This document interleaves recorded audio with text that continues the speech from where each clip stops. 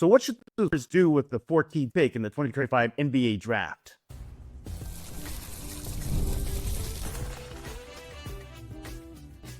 You are Locked On Spurs, your daily San Antonio Spurs podcast, part of the Locked On Podcast Network. Your team every day. Hey, welcome back to Locked On Spurs, right here on the Locked On NBA Network. I'm your host, Jeff Garcia, Spurs writer for Ken's 5 San Antonio. Glad to have y'all back. And happy Tuesday, everybody. Hope y'all are having a great day. And we're thankful that you are back here at Locked On Spurs for all things Silver. You guys are the everydayers. Keep on coming here to Locked On Spurs every single day to get your daily dose of San Antonio Spurs.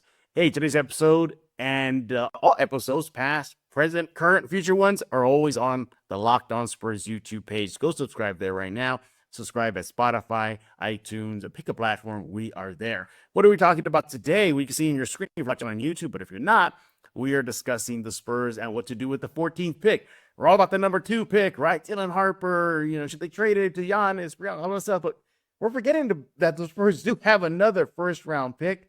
So we'll be looking at what the Spurs should they do with that. Should they package it, trade out, trade up, trade down? How should they use the number 14 pick in that scenario? And then in this segment, we're going to be discussing maybe some names. We're going to look at a couple of mock drafts, some names that are floating around at 14th the pick area, and who should the Spurs target. And can't forget about you guys. Locked On Spurs fan comments coming up next right here on Locked On Spurs, at least later on the show. We'll see what you guys are talking about. By the way, you guys are really coming at us. And seriously, Mike, pop the brakes. The draft's not here yet. All right. This is all speculation. So we'll be discussing that and more. Let's go and bring in our guest. He is back, everybody. He is Raul Dominguez of the AP Sports. Make sure to follow him on X at Dominguez Stinko. You want to do that ASAP. Raul, how you doing? Doing good. Glad to have you back as always. Yeah, just kind of waiting to see. Same thing as every Spurs fan, seeing what they're going to do with the 2 picks, all the offseason stuff. So, but great playoffs right now. So I can wait on the offseason, enjoying these playoffs. The next race is going to be crazy.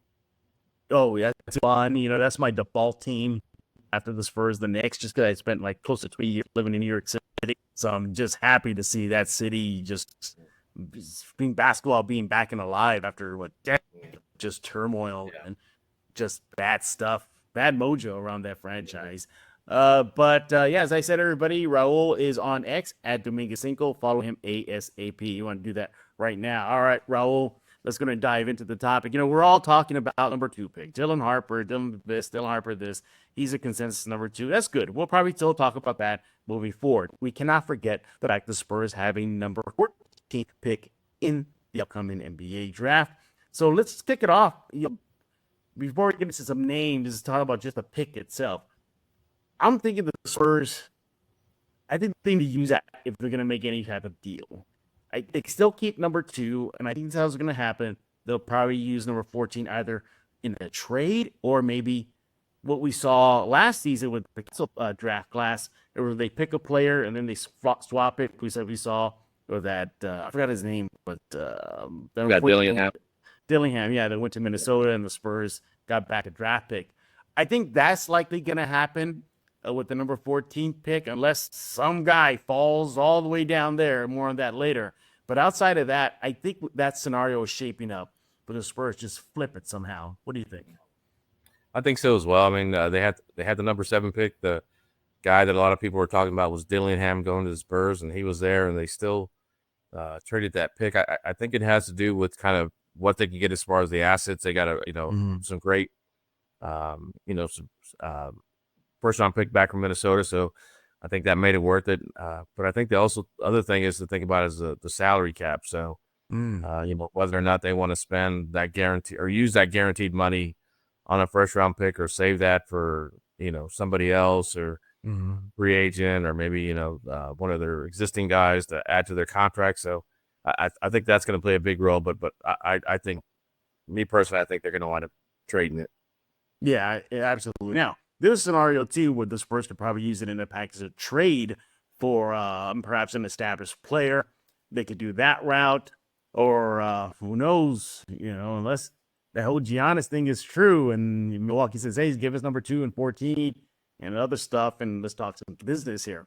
But I really think the Spurs will do that because at 14, you'll likely get a good player, and I mean, a horrible player, but I don't think at 14 pick, Raul, you're going to get an immediate contributor or impact player. Again, unless somehow some player in the top 10 drops. But outside of that, I don't really see what we're seeing in the mocks, more of that later, a guy that's going to come in and just say, you know what, I'm going to jump out some damage immediately. What do you think? Yeah, I think so as well, man. I've talked about it before about Oklahoma City, what a great team they have, how deep they are, and that's what the Spurs want. But like you're saying, depending on who's there, at number 14 spot, they may get somebody that they're going to have to send to Austin for a while. They may not get, maybe rotation, may not be in the rotation, may not get very many minutes. Mm-hmm. So, maybe a case of where they say, hey, let's use that asset for something else rather than, have it on somebody that's, not going to contribute, right away. Mm-hmm. Yeah. Now, the Spurs historically don't do major draft day deals. I think the last major big one, from my recollection, was Kawhi, right? Yeah. That was a draft day trade, right? I mean, they've done a little minor trades for second round picks or like a late first rounder, but I think Kawhi's the only one that I can recall anytime recently. So maybe the last 2 decades, I think. Yeah, a story about that. I was actually at Barclays the day of that Kawhi trade, and I was sitting in the conference room when Kawhi was still wearing a Pacers hat, and I was sitting there, and then they had just made the announcement. I was like, "Oh, how fortunate am I to be here?" And I was the one who brought it to his attention in the conference. So like, "Hey, what do you think about getting traded to San Antonio?" He had to look like, "Huh? What?" And everything. The conference was real short. Yeah. And then the NBA, staff escorted him, and they allowed me to walk and talk with him. So, and yes, he was still being the quiet Kawhi as we know today. He was still that way from day one. But nevertheless, yeah, I don't think 14 pick is going to move the needle enough to the Spurs think that this player could be someone that can help in their rebuild. Because as of right now, Raul, let's just they go with Hart, all signs are points. That's a sacked roster, isn't it? Think about it. It's Wemby, Castle, potentially Harper, and you got Sohan and Vassell Keldon. As of now, we'll see what happens as the offseason moves on. But you put all that in, 14th pick becomes a little obsolete, doesn't it? Yeah, it does. It's again, Spurs have a great history of drafting people late and getting a lot of value for it. Mm-hmm. But usually it takes them that person like a year or two to break their way into the rotation. Maybe it's different with Mitch Johnson. Pop always kind of had his rookies, unless it was like Wemby or Castle. Usually had them kind of work their way into the lineup. Going through Austin, Derek White, DeJounte, Keldon, all those guys. Had to spend at least a season in Austin. So. I don't know about that 14 pick, and like you're mentioning, they're deep right now. You bring in, say you bring in Harper to that lineup. Devin maybe goes to the bench. You have Keldon, Julian. Hopefully they bring Mamu back. So you have a lot of wings. You have a lot of the one thing they do need is big man. So maybe it depends on who's there. But like you're saying, I don't know if the 14 pick, he may not have an impact for. If they do keep it, may not have an impact for 2-3 years. This draft is deep. We're 15 deep. What do you think the drafter pick? I think it be after 5. What do you think? I'm sorry, you broke up there. Sorry about that. Oh, okay, no problem. I was gonna say the draft really begins after pick 4 or 5 because I think it may go 5 deep. I don't know if it goes beyond that. Yeah, I think 5, 6, and then you're gonna see teams. Some teams are gonna be drafting for need. Some, kind of taking a chance and seeing maybe they can get like a superstar. One of those late. Like Luka was a later pick, so something like that. But seems like the first 4 or 5 players are pretty well set. It just depends on where they go, but Harper and Bailey and guys like that are kind of set. Those are the guys that are being talked about at the top of the draft, and seems like the rest, everyone's just sort of kind of guessing where they're going to go. Absolutely. He is Raul Dominguez, the AP Sports. Make sure to follow him on X at Dominguez Cinco. Do that right now. We're not talking about the 14th pick yet. No, we're not done. When we get back, we're looking at a couple of mock drafts and see what names are kind of hovering around the number 14 pick. Raul has one. I got one. We'll talk about that and more right here on Locked On Spurs. Hey, I want to talk to you about Car Guru. Shopping for a car should be exciting, not exhausting. But between the confusing prices and hidden fees, it can feel overwhelming. That's why I love using Car Gurus. They help you cut through the noise and show you the best deals with full confidence. Over 4 million listings, Car Gurus have more new and used cars than any other major online marketplace in the U.S. They verify dealers, provide real analysis, give you the tools that you need to make the right choice without second guessing yourself. You need a dealer you can trust? Go to Car Gurus. Car Gurus makes it easy to compare vehicles side by side with unbiased deal ratings. You get in-depth vehicle details, give you peace of mind before stepping onto any lot. It's no wonder SimilarWeb estimated traffic data shows that Car Guru is the number one most visited car shopping site. Yeah, you want to go there right now. Then you got a price deal drop alert. Yeah, that's another nifty things that Car Guru gives you. Hey, you want to go to Car Gurus right now. Buy or sell your next car today with Car Gurus at cargurus.com. Go to cargurus.com to make sure your big deal is the best deal. That's cargurus.com, cargurus.com. And we're back right here on Locked On Spurs, joined by Raul Dominguez. Yes, he's with the AP Sports. Follow him on X at Dominguez Cinco. You want to do that right now. And we're talking about the Spurs and the number 14 pick. We're kind of forgetting about it because everybody's all, talking about the number 2 pick. And rightfully so, I get it. That's number 2 pick in this upcoming draft. But again, we got to worry about that's what we're doing right now. So in the first segment, everybody, we talked about what the Spurs should do with it. Raul, I agree that likely what could happen to the Spurs, flip it, as we saw last season with the Spurs pick after Castle. But let's just say, Raul, they don't, and they keep number 14. You got a mock draft there in front of you. What names you're seeing that hover around the 4th pick for you? The drafts that I've seen, kind of one of the consensus is Carter Bryant, the forward from Arizona, 6'8". Numbers aren't that outstanding, 6.5 points. 6.5 points per game, 4.1 rebounds, 1.0 assist, 46% from the field. Let me see what his 3-point percentage is, 37%. So, which is pretty good. But that's who I'm seeing. I've seen some drafts saying that, they think he's going to get drafted 12th. But, if he's available, might be a really good fit, forward. Arizona has a great history of producing good forwards, some of the names, Sean Elliott, of course, Spurs, Miracle Man, Richard Jefferson, played with the Spurs for a little bit. Spurs fans didn't really take to him as much as Sean Elliott. And then, Aaron Gordon, who's now, doing had an incredible playoff run had an incredible playoff run with the Nuggets. So Arizona has a great history of, producing great forwards for the NBA. So, but he's the name that I see out there, kind of regularly, of him falling to 14th for the Spurs, and he's got a lot of, again, his numbers aren't that great, but he's got a lot of potential. And again, you look at Castle's numbers weren't all that outstanding with Connecticut. That's because he was playing kind of in their system and what they wanted. I think the same thing with Carter Bryant. So I think if he's available, that would be a great pick for them. Yeah, I'm going to go with CBS Sports and their mock draft. For them, they got a 14 pick. San Antonio Spurs selecting Liam McNeely out of Connecticut, freshman, 6'7", 210 pounds there. He is, at least according to this mock, positional rank at the forward spot, 4th.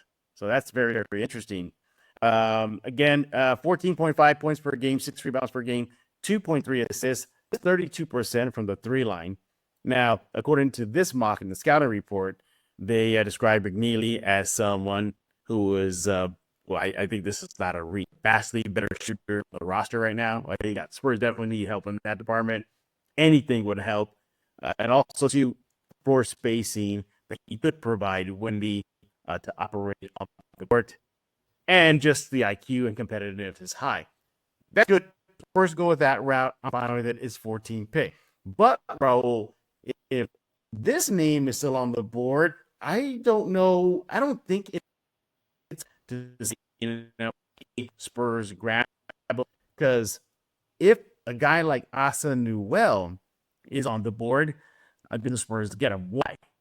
6'11", 212 pounds, freshman out of Georgia, 15 points per game, 6.9 rebounds, 7 rebounds per game. I think he is actually the big that the Spurs could use. He may be a little bit of a project, but I think he can catch up quickly. High energy, big, genetic big. The Spurs now, the shooting is an issue. That's the only problem I have. But a guy that big, and especially the Spurs needing depth at the big man spot, I think the Spurs should swing on that. Here's another thing. See if the Spurs want to get it really crazy here. Do you think they'll go with another point guard? Another French point guard? Gwyn Traore out of France. He's also projected in that area of the Spurs 14th pick. Steve 12.3, 1.9 assists, 4.8 rebounds. He's considered the 6th best point guard by position, according to CBS Mock. I don't see that because if they do go with Dylan Harper and yet another point guard, I think that's just too much. So I would not be surprised if the Spurs do that. But what do you think about just adding another big like Georges Newell? If he's there, man, I think you have to take him, but I really don't think he's going to be there. I think somebody's going to grab him beforehand. People, teams are going smaller, but it seems like now they're starting to go back to the big. Kind of a bigger man. Look at Oklahoma City. They got Hardenstein and Holmgren playing together. You had Jokic and Aaron Gordon playing together. So I think teams are starting to drip back to that a little bit, but we can athletic bigs. So I think that's going to happen. You mentioned the French point guard, but I also, it wouldn't surprise me maybe if the Spurs either. I don't know if they take a flyer on them at number 14 or they may trade down for him. But Reynald, the center from France, he's good friends with Wemby. He's out of Stanford. He's a guy that, I think, could be good as a reserve center, someone they could develop, someone who's good friends with Wemby, help Wemby out, give him some competition during practices. So I wouldn't surprise me if maybe the Spurs trade down. Again, I don't think they would pick him at 14. I think he's projected as maybe a late first rounder, early second rounder. But Maxime Renaud, I think that'd be a good pick for them. Yeah. But again, I just don't think at 14 though. Yeah, I think for me that's a little too high for him. The Spurs do. I think they have second round picks this year, right? Yeah. I think they do. Yeah. So who knows? Maybe he could be hovering in the second round right there. But those are some names that are being thrown out again in that range of the 14th pick. Newell, Maxine, as Raul mentioned. I just don't see, if they do keep their pick, I just don't see them picking another guard. I mean, that's really one too many already. Think about it. As of now, it's Blake Wesley, Fox, Castle, I guess Malachi. That's a lot of depth, and you add and possibly Harper. So that's just one too many. We'll see how that happens. But I know we're talking about number 14 pick here, Raul, but I want to get your thoughts on this. If the Spurs do go with Harper at 2, and do you think that's a good problem to have? A clogged logjam guard spot. I think right again, while the way that the NBA is, it's almost positionless at points. I could see Castle sliding into the quote unquote small forward spot. He's a little taller, very very strong, very athletic. I could see him defending small forwards and having Fox and Harper be in the backcourt, have all three of them initiate offense at different times. I don't think it's too much, but I think if they were to draft another guard at 14, then I think that would probably be too much. If they did that, then they have to get rid of or trade away, like a Malachi or Blake, because it would just be too much of a logjam at that guard position. And it's not even so much about them, finding minutes for them, but you ran into this problem last year where they had a bunch of guards and a bunch of wings and no real big man. So, they take up a roster spot from another big man. So, I just don't see it happening. Yeah, absolutely. All right, those are our thoughts and as far as what the Spurs or who's the pick at 14. A couple mock drafts there, and doing our 2 cents, other names that the Spurs can go with at 14. But what do y'all think? Should the Spurs just keep the pick and keep number 14 and get a player? Should they just trade out? What do you think the Spurs should do number 14? You can let Raul know on X at Dominguez5. Let me know. I leave a comment locked on Spurs YouTube page. We might discuss that in a future episode. Well, that future episode is probably right now, because that's what we're doing next. We're going to look at some Locked On Spurs fan comments. What are y'all talking about? You guys are coming on us right now. Come on, pump the brakes, man. Not even close to the draft yet, all right? We'll see what y'all guys are talking about right here on Locked On Spurs. Hey, I want to talk to you about Skims. When I found out about Skims making underwear for men, I was intrigued. I've heard so much about their quality from friends and family, so I had to give it a try. And let me tell you, it lives up to the hype. I've always had issues with underwear, whether it's fit, comfort, or just finding the right style for me. Skims changed all that. Their men's line offers something for everyone, from boxer briefs to classic briefs, all designed with the perfect balance of comfort and style. Look, you could try the Skims underwear right now, whether it's boxer briefs and everything. You will be hooked. They're perfect for your active lifestyle. They move with you. They never bunch up. They don't lose their shape. You want to go to Skims right now. And by the way, they stay in place all day. So whether you're working out or just running errands, they're the most comfortable and reliable underwear you'll ever own. And they got lightweight material. It feels amazing, almost like you're wearing nothing at all. Shop Skims Men at skims.com/LockedOnNBA and Skims stores. Let them know we sent you. After you place your order, select podcast and survey, and select our show in the drop-down menu that follows. Skims is the official underwear partner of the NBA, WNBA, and USA Basketball. We're back right here on Locked On Spurs, joined by Raul Dominguez of AP Sports. He is on X at Dominguez5. We want to do that right now. Hey, Raul, we missed you at the weekend Comic-Con or Anime Con, man. But, yeah, a lot of fun. A lot of anime. A lot of nerdiness, Raul. You missed it. You would have fit right in. Yeah, I'm pretty pleased that every time I go to one of the conventions, it's like it's packed. And, yeah, it's great because every time, the fact that they're doing so well, leads to more of these conventions. It leads more to them bringing in bigger stars, bigger events. So I'm excited that the San Antonio loves anime, loves comic books, superheroes, all that kind of stuff. Trying to think, is there like a big trading card? Like baseball cards, basketball cards. Is there a big convention for that in San Antonio or not?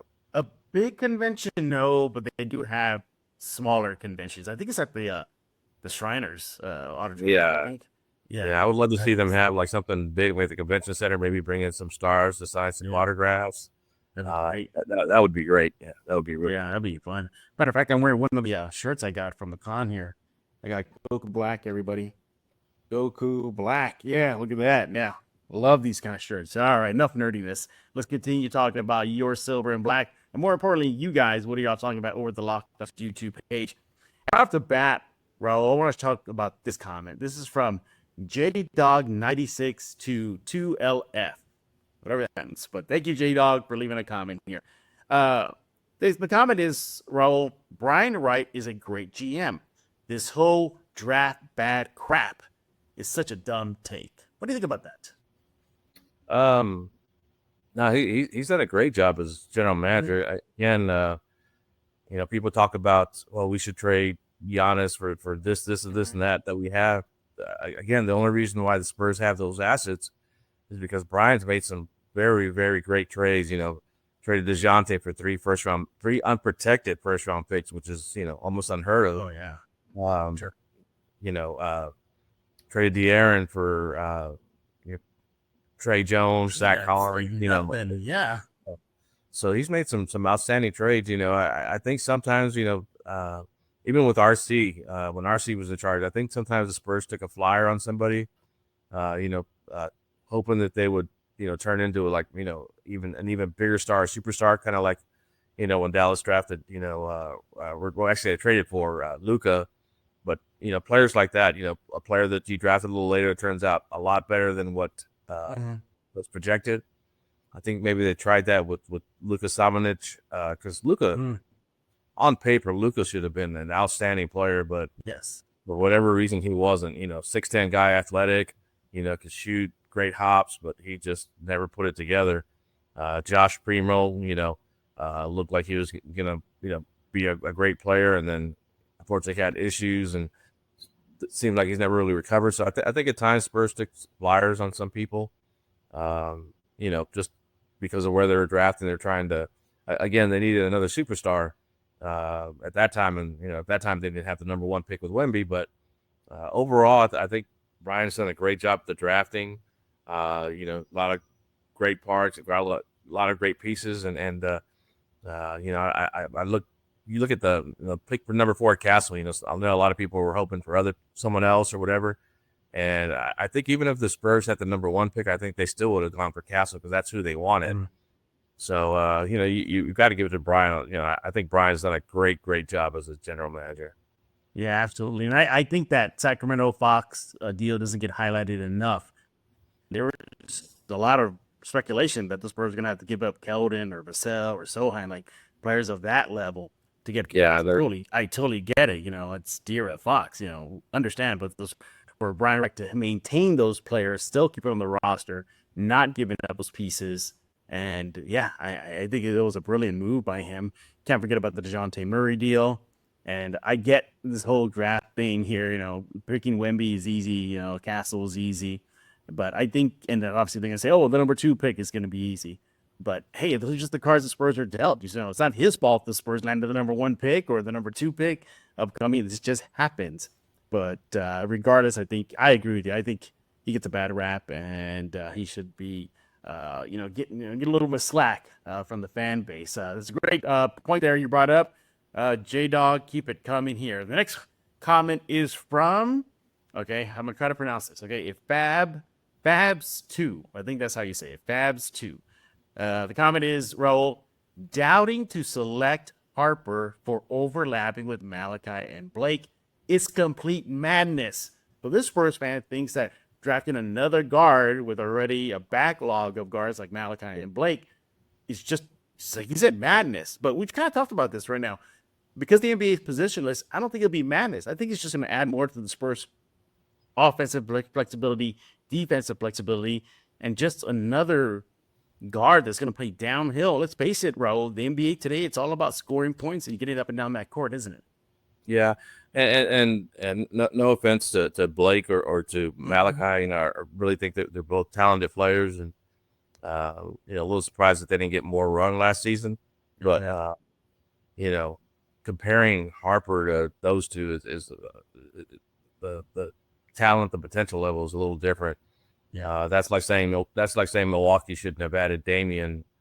In a sense, it's like saying Milwaukee shouldn't have added Damian because they already have guards. Like you bring in guys that are a little bit more talented, a little have a little bit more potential, to enhance your team. So even though they play the same position, I think Dylan brings a whole lot if they do draft him, and I think they should draft him.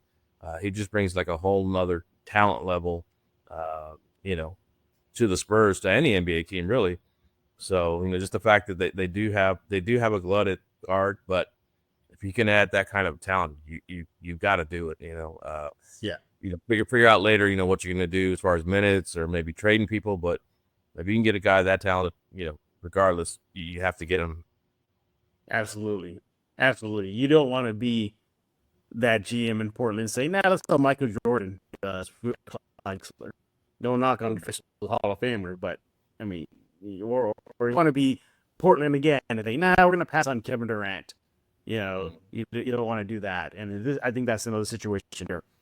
Spurs don't want to be that team that passes on Harper And then years after that, be like, man, what was the Spurs thinking? They did that, based on need, or in this case, too much of guards, and just passed on it. I don't think the Spurs are going to do that. They're a lot wiser than that.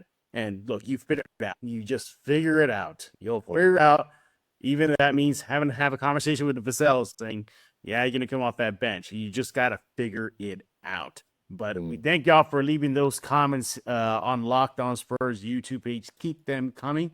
We'll read them as the offseason continues. Any final thoughts on what the fans have to say?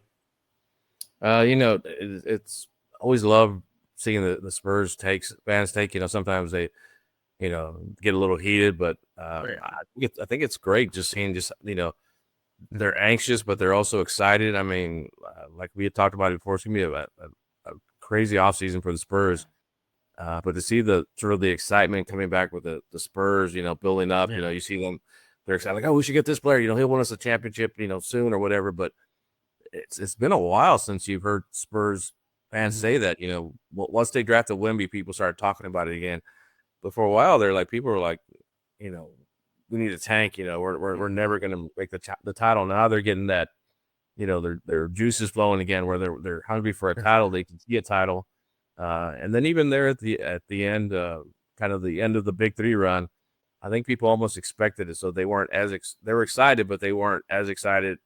About now. Now they see it building back up again. They're like, everyone's saying, we're back. Spurs are back. So just seeing the excitement is it's good to see. It's good to see that level of fandom come back, in full force.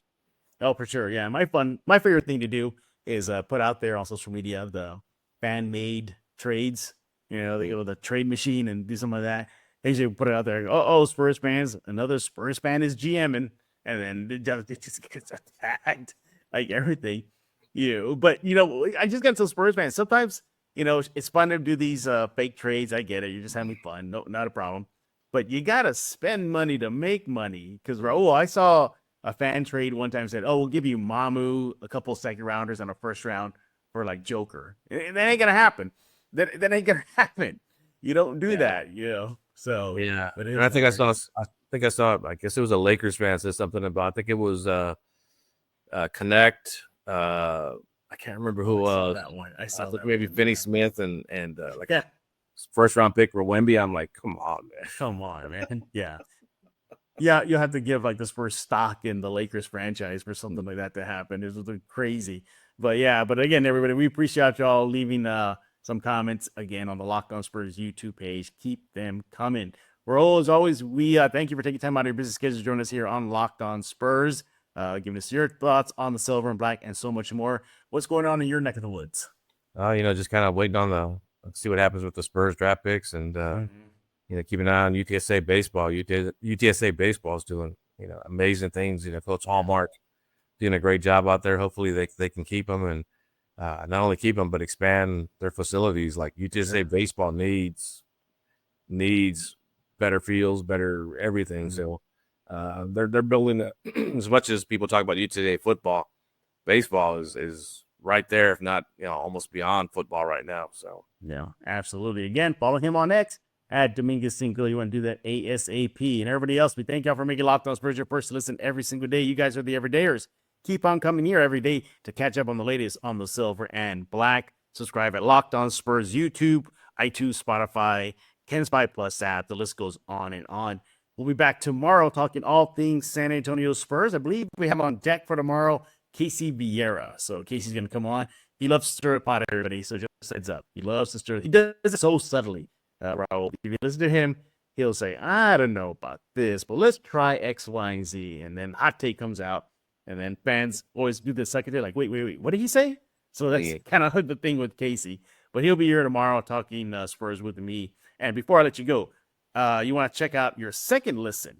So check out Locked On NBA Big Board Show. NBA draft expert Rafael Barlow reacts to every workout, interview, lead up to the NBA draft. Find Locked On NBA Big Board on YouTube or wherever you listen to podcasts. So, Jeff Garcia, we're going to put a lock on Spurs. Hey, get well, Pop. Wish you the best, Pop.